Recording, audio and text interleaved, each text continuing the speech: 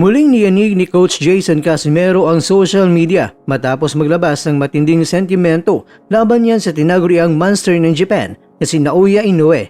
Sa gitna ng pagdiriwang ng mga Japanese fans sa Tokyo Dome, isang boses mula sa kampo ng Casimero ang bumasag sa katahimikan upang kwestiyonin ang tunay na kalidad na ipinakitang performance ni Inoue. Ayon kay Coach Jason, hindi dapat magbulag-bulagan ng mga boxing experts sa tunay na nangyari sa loob ng lona. Taasan niyang sinabi na napahiya raw si Inoue sa sarili nitong bayan dahil sa hirap na dinanas nito sa kamay ni Junto Nakatani.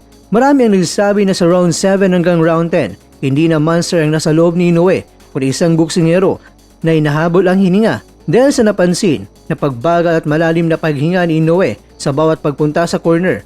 May mga bansag naman nung lumalabas sa Japan na tinatawag ang bagong pound-for-pound king na si Boy Hingal. Walagi ingon nga binaylo ay kumo ba? Nabas karon kay giinan nga buhingal si Neri.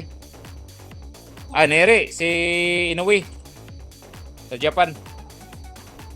At ayon sa mga pagsusuri, bago pa man ang insidente ng head clash, unti-unti nang nadidiktahan ni Nakatani ang laban na kung saan natatamaan na si Inoue ng mga solidong kombinasyon na hindi ito karaniwang nararanasan.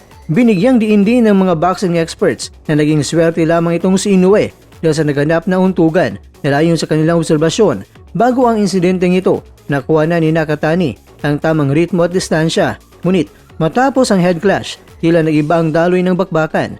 Naging maingat na si Nakatani at may target na sa mukha si Inoue kay Nakatani na kalaunan ay nagresulta sa isang fractured left orbital o pagkabasag ng buto sa paligid ng mata ng Japanese star na si Junto Nakatani. At para sa mga kritiko, kung hindi lang nagkauntugan ay maaaring kabaliktaran pa ang nangyari. Sa kabila ng mga pangyayari, kinilala pa rin ng The Ring Magazine si Inoue bilang number 1 pound-for-pound king. Ang desisyong ito ay nagdulot ng malaking debate sa mga fans, lalo na sa mga taga-suporta ni Alexander Usyk at maging mga Pinoy boxing fans. Para sa ilan, ang titulong ito ay tila may bayad dahil sa hirap na dinanas ni Inoue bago pa makuha ang panalo. Maraming nagsabi na dapat na itong si David Benavides na talagang ang monster ng Mexico ay ginulpi talaga itong si Zurdo Ramirez na kung saan ay kababayan rin ni Benavides. Samantala, sa isang espesyal na interview na in-upload ng The Ring Magazine sa YouTube, hinarap ni Naoya Inoue ang katanungan tungkol sa kanyang historic victory laban niyan kay Nakatani at dito ay nagbigay siya ng mga detalye na hindi nakita sa mismong laban. Sinabi niya na hindi itinanggi ni Inoue na si Nakatani ang pinakamahirap na kalaban na hinarap niya sa kasalukuyang timbang. Pinuri niya ang technical na galing at reach ni Nakatani. Inamin naman niya na talagang labanan niyon ng tibay ng loob kaya kailangan niyang manalo talaga. Bagamat hindi direktang sinagot ang bansag na Boy Hingal sa kanya, ipinaliwanag naman ni Inoue ng bawat laban sa ganitong level ay talagang nakakapagod at nangangailangan ng higit na stamina. Mga kakwento, sinabi ni Inoue na ang pagkakalagay niya sa number 1 pound-for-pound spot ay isang malaking karangalan na kanyang pagtatanggol sa susunod niyang pagbabalik. Gusto niya na isang laban pa sa super bantamweight at pagkatapos ay akyat na siya sa featherweight.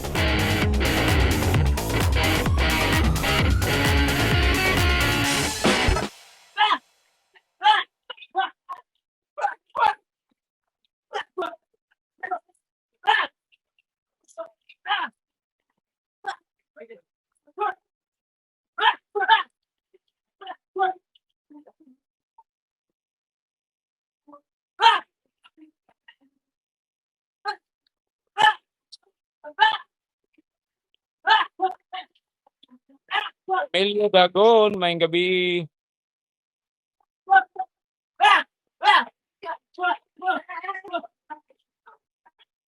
Luciano Junior, maayong gabi. Maayong gabi guys, palike guys. Yan, papindot po ng like.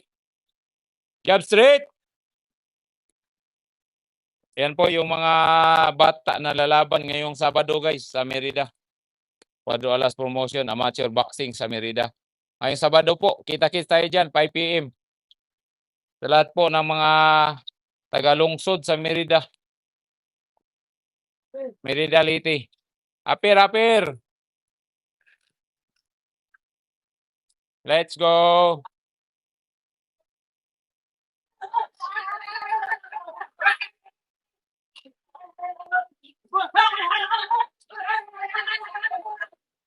ay timbang. Wow, takabalo pila timbang mga boss. Basta asa naman tong naday ng musta rin nakikpusta namo nawala naman to eh.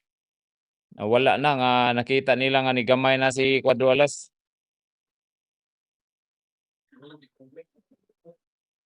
Hinay ang signal nga rin mga boss.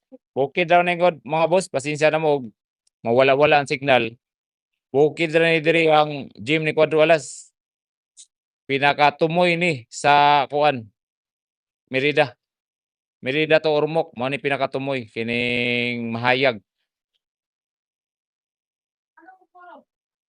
Nauhurot naman kuno. Ano man?